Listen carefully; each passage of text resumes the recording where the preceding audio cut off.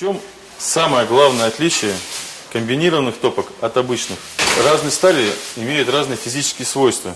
Так, нержавейка, она имеет очень высокую температуру окалинообразования, то есть она не прогорает в принципе, потому что эта температура, как правило, выше, чем температура горения дров.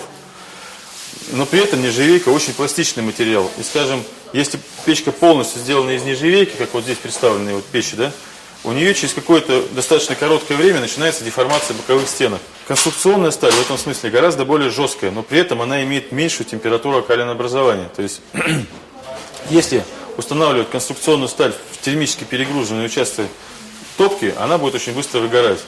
В нашем случае мы получили комбинированный вариант.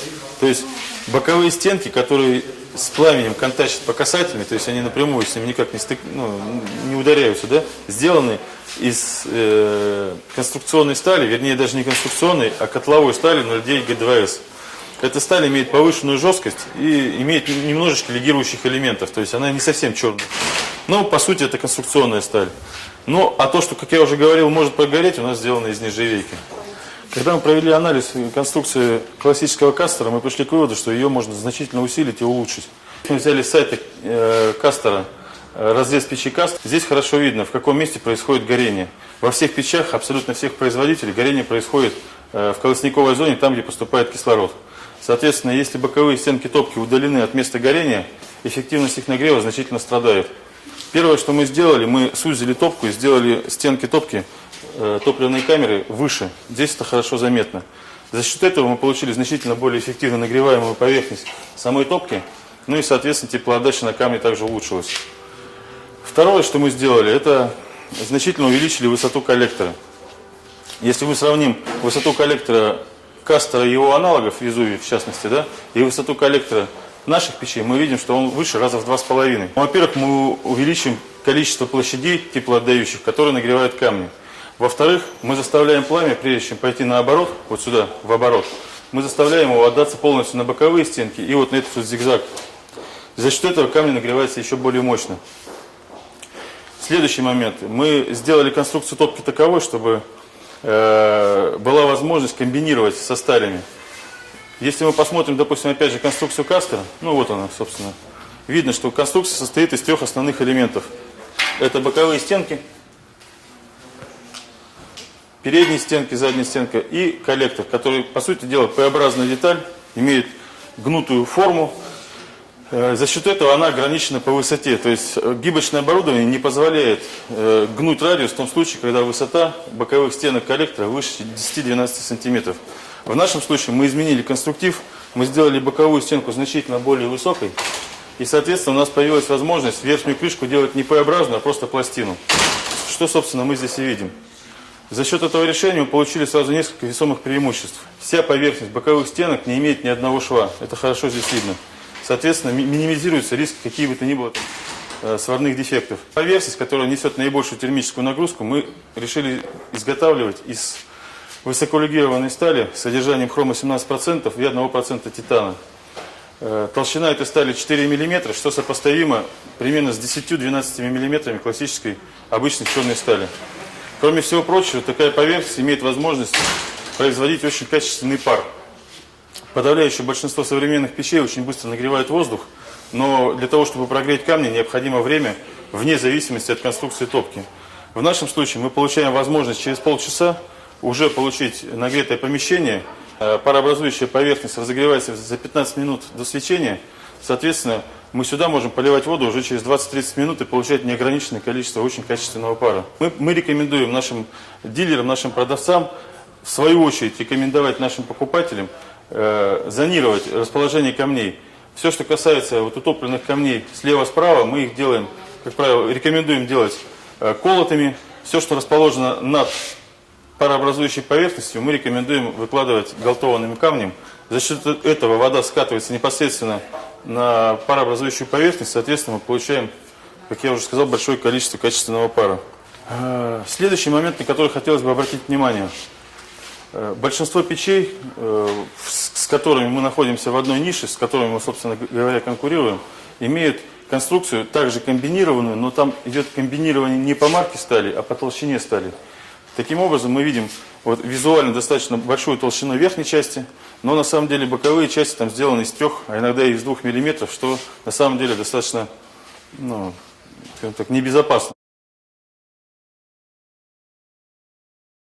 Очень много печей, которые позиционируют себя как толстостенные, фактически ими не являются. То есть для того, чтобы понять, из какой стали сделана печь, достаточно взглянуть на ее вес. Неоднократно мне доводилось видеть, что печка позиционирует себя как толстостенную, но при этом весит 60 килограмм. На самом деле чудес не бывает. Тут можно легко разобраться и сделать вывод, что боковые стенки сделаны, скорее всего, из двойки либо из тройки. В нашем случае очень важный момент. Мы делаем боковые несущие стенки топки, а также переднюю и заднюю стенки из котловой стали 0,9 ГДВС. А все, что испытывает термический перегруз, это рассекатель и верхняя крышка, мы делаем, как я уже сказал, из нержавеющей стали. Кроме того, проведя испытания, мы пришли к выводу, что помимо верхней крышки, наибольшую термическую нагрузку испытывает рассекатель, как я сказал, задняя стенка. Именно поэтому задняя стенка у нас полностью изолирована и защищена П-образным таким вот каналом подачи воздуха в оборотную, ну, в смысле, в коллектор. Этим самым мы сразу достигаем 2 целей. Во-первых, мы защищаем заднюю стенку от перегрева, а во-вторых, мы обеспечиваем отличный дожиг уходящих газов. Хорошо видно, что из трубы идет уже практически не дым, а легкое марево. Это говорит о том, что все, что могло сгореть, остается в топке. Это очень важно. После того, как мы сделали нашу топку, испытали ее и убедились в том, что она действительно значительно более мощно нагревает теплоотдающие поверхности топки, мы поняли, что нам потребуется защита боковых стенок, а также задней стенки от перегрева. Речь идет о том, что конвектор, который мы вот здесь видим, при такой температуре, которую обеспечивает наша топка, скорее всего, очень быстро начинал бы темнеть. В силу того, что температура действительно очень высокая. Мы установили промежуточный конвектор между стенкой топки и внешним конвектором. Промежуточный конвектор обеспечивает разделение конвекционных потоков на более жесткий, который идет через каменку наружу, да, и более мягкий, который выходит непосредственно в парилку. За счет этого мы получаем достаточно интересный эффект.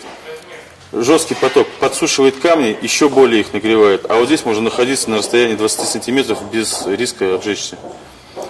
На задней стенке аналогично защита стоит между стенкой конвектора, соответственно, и топки.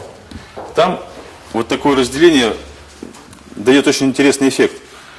Тот конвекционный поток, который более жесткий, он направлен сразу вверх. И он подхватывает пар, образующийся на парообразующей поверхности, и забрасывает его к потолку. То есть профессиональные банщики это очень высоко ценят. То есть считается, что правильно, когда пар находится вот где-то под потолком. То есть что не по всей парилке, а вот где-то там. И потом его уже берут вениками и непосредственно отпускают на парильщик.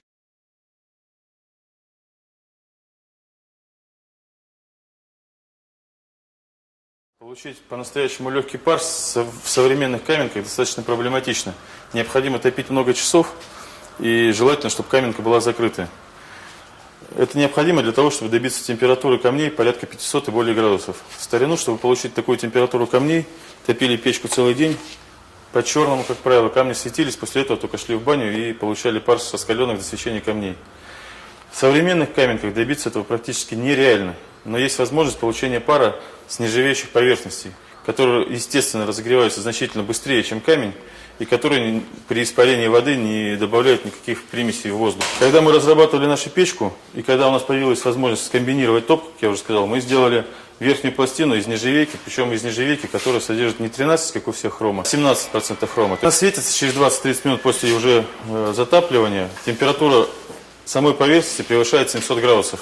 То есть вода, которая попадает вот на эту часть, она мгновенно расщепляется на мелкую фракцию и испаряется, выходя через камни, в пар, который практически не видим глазу. Вот такой пар как раз называется легким. Как я уже сказал, задняя стенка у нас защищена каналом подачи воздуха в коллектор. Если посмотреть у аналогов, и у Кастера, и у Везувия, и у Кирасира, там вырисовывается очень интересная особенность. Фактически там защита идет вот на уровне горения от пламени, ну, может быть, чуть-чуть повыше. Ну, как правило, где-то вот максимум 15-20 сантиметров от колосника. На мой взгляд, это такое лукавство, потому что основная температура происходит в зоне поворота пламени, то есть вот в верхней части задней стенки, где пламя ударяется и начинает идти наоборот. Это раз. Второе, естественно, через такой канал подачи воздух сюда не попадает, он остается вот здесь. И дожигание происходит не в коллекторе, а вот в зоне, по сути дела, топливной. Мы решили все-таки эту ситуацию исправить, и мы сделали вот этот канал подачи на всю высоту задней стенки. За счет этого, ну, как я уже сказал, здесь происходит эффективный дожиг, а задняя стенка не испытывает никаких перегрузов. Хотелось бы еще обратить внимание на нашу дверку. Она вроде бы такая очень простая с одной стороны, с другой стороны она очень эффектно смотрится при эксплуатации печи. У меня самого стоит такая печь, и в момент, когда происходит горение, логотип вместе со стеклом, ну, очень красиво смотрится. Вот это наверняка ценят женщины в первую очередь, потому что, ну, вот у меня все гости, которые приходят, говорят, ну, здорово, классно. А эстетика в наши дни – это достаточно важный фактор. Если посмотреть под дверку, мы видим специальное оборудование, воздухоподающие щели. Печка очень мощная. Примерно через полчаса после ее затапливания температура в парилке, как правило, уже достаточно высокая. В этом случае мы полностью закрываем зольник, и за счет воздуха, подающегося через верхние вот эти отверстия, горение сохраняется стабильным, но при этом нет вот этого реактивного, что называется, горения, которое очень быстро вылетает. Во-первых, это расход дров значительно увеличивает, во-вторых, это значительно более быстрое закипание воды, если стоит самовар. Ну и в-третьих, это просто уменьшение ресурса печи, совершенно ненужное. За счет вот этого решения мы обеспечиваем, как я уже сказал, более экономичную и более долговечную работу печи.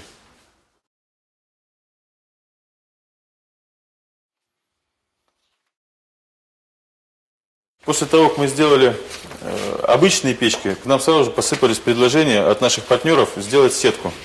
Мы решили, что нашу топку можно действительно очень хорошо использовать для производства сеток именно в силу того, что у нее есть конструктивные особенности, которые позволяют делать качество получаемого микроклимата лучше, чем, допустим, у обычных сеток. Я постараюсь это объяснить, ну, как бы достаточно аргументированно. Вот мы видим классическую сетку. Вот такие сетки, ну, в том или ином виде делают практически все производители печей. В чем слабые места этих сеток?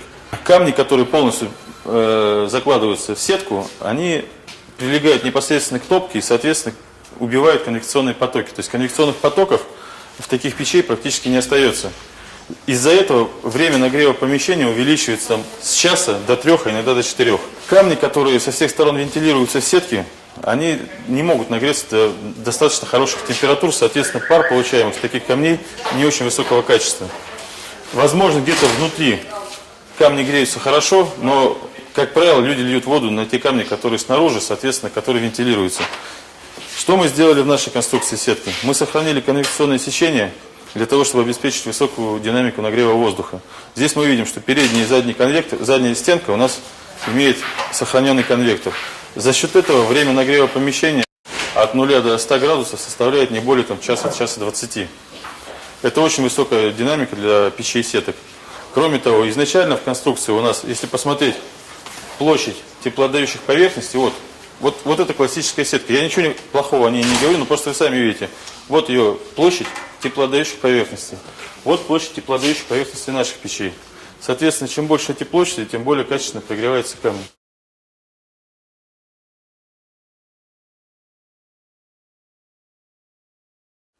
Следующий момент.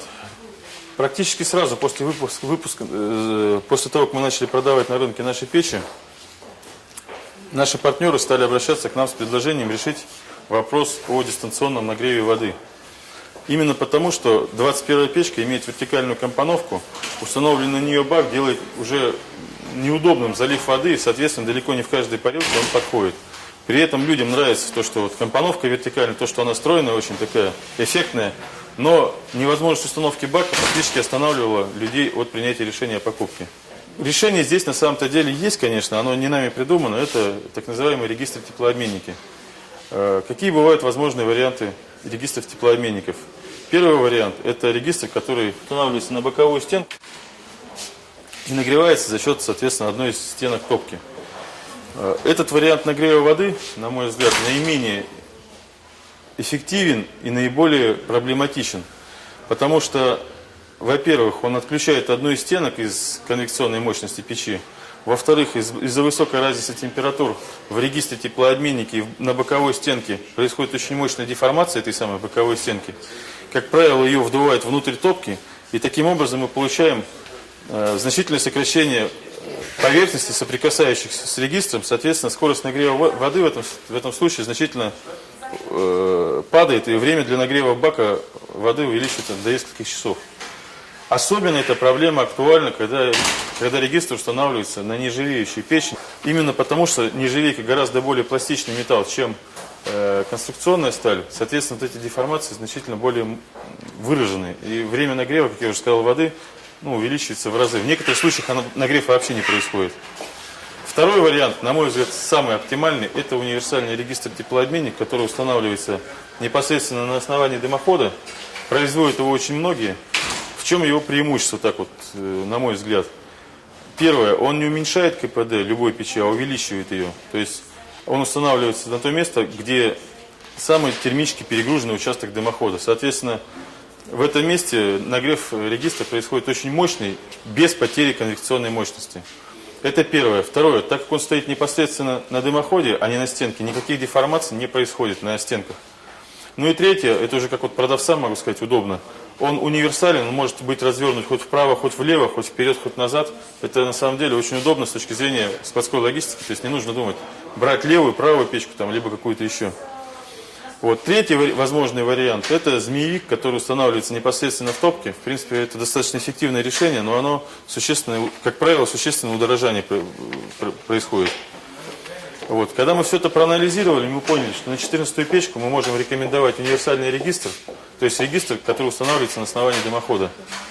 Высота печки относительно невысокая, и это совершенно спокойно позволяет нам устанавливать регистр и выносить в смежное помещение, где можно устанавливать бак. Если речь заходит о 21-й печке, здесь, к сожалению, универсальный регистр не решение, потому что вынесенный в смежное помещение бак должен находиться выше верхнего штуцера регистра. Соответственно, бак тоже получается очень высоко, это неудобно. Мы поняли, что нам необходимо будет использовать одну из стенок топки. Проанализировав и промерив температурные режимы на всей топке, мы решили установить его на передней стенке. Чего мы добились, установив регистр на переднюю стенку? Как я уже говорил, основная конвекция у нас образуется на боковых стенках и на задней стенке. Передняя стенка, в принципе, в наших печах нагревается менее мощно, чем вот оставшиеся три. Это первое. Второе. Размещение на передней стенке регистра никак не ухудшает внешний вид печки в парилке. Очень часто бывает, что регистр, который установлен не на боковой стенке, а на задней, как, например, у Калина, да, но в парилке многим не нравится, что вот эти трубы, людям не очень это нравится чисто эстетически. В нашем случае, вот мы видим, как это все выглядит. Чтобы было понятно, да, вот эта передняя стенка разделительная между комнатой отдыха и парилкой. Здесь еще остается достаточное количество места для того, чтобы нормально все стояло. Почему мы сейчас активизируем свою деятельность по продвижению именно дистанционного нагрева воды? На любой печке, неважно чего производства, и на наших, и на любых других, бак-самовар рано или поздно закипает. Это 100%. Варианты решения, конечно, есть. Там некоторые часть воды сливают, разбавляют холодной, некоторые полностью сливают, у кого бак потолще, помощнее. Да? Но в любом случае это не есть хорошо. То есть, когда бак с водой вынесен в смежное помещение, это, во-первых, значительно большую площадь каменки, доступной, увеличивает, да? И исключает тот самый сырой пар, как так называемый тяжелый пар, который идет от кипящей воды в парилке, он, конечно, ломает микроклимат сразу.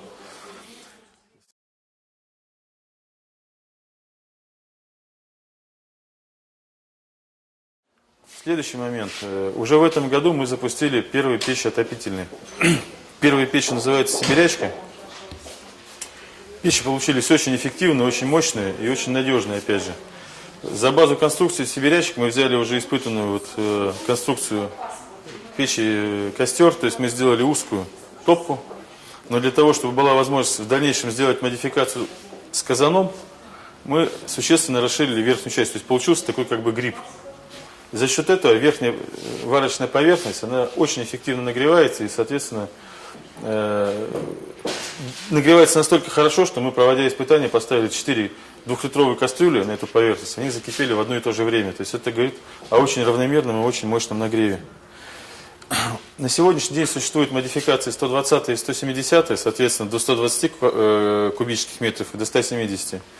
В самое ближайшее время появятся модификации 120 и 170 с установкой казана, то есть с чугунными кольцами, то есть съемными, которые можно убирать и ставить казан. Вот. И к следующему году мы еще добавим ассортимент отопительных печей. Ну, в общем-то, вот по развитию ассортимента я все рассказал. Хотелось бы остановиться сейчас на таком понятии, как минимальная и оптимальная ассортиментная линейка.